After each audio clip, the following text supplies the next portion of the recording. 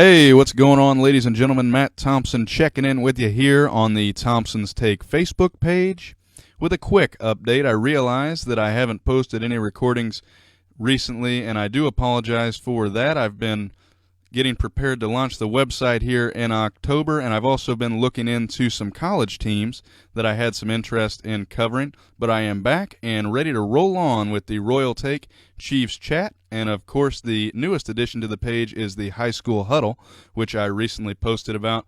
It is going to be covering high school football scores in both Missouri and Kansas every Saturday morning to keep you updated on what went on under the Friday night lights. Now, later in September, I will finally be covering some college teams. I'll be kicking that off, no pun intended, with a rivalry weekend between UCM and Northwest Missouri State, September 19th and 20th. On the 19th, the Bearcats will roll into Warrensburg and into Walton Stadium, where the Mules will host them. And then the very next day at Bearcat Pitch, the Northwest Missouri State soccer team will have their home opener, and they will play host to the Mules. Now, a quick side note on all these teams: as of today, September 7th, none of them have suffered their first loss. On the football side of things, the Northwest Missouri State Bearcats opened up their season with a 31-0 shutout in Nebraska, and UCM played host to Missouri Western, and in a very back-and-forth game ended up winning 18-17.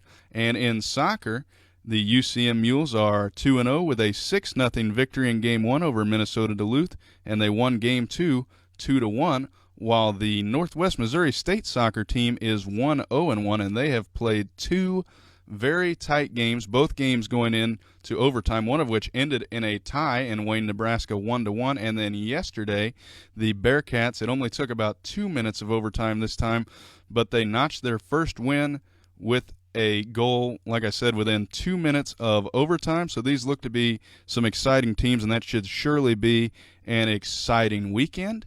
Now, in other news tonight, the Kansas City Royals lost their fourth straight. They were swept out at the K over the weekend by the Chicago White Sox, and tonight the Twins came to town and defeated the Royals 6-2. Now, the Royals do have a big lead in the American League Central, but one race you still have to pay attention to is the home field advantage race for the playoffs, and the Toronto Blue Jays are creeping up on the Royals as they are now only 4 games back in the home field advantage race for the playoffs. The Royals need to pick things up if they don't want to face Toronto at home. Of course, you cannot rule out the Yankees, as they are only about a half game back of Toronto heading into a series in New York this week. So I tell you what, I won't keep you too long here on the Facebook page. My name is Matt Thompson, and if you have any questions for me, as always, you can email me at thompsonstake@gmail.com, or you can simply message me here on the Facebook page. Thanks a lot, guys.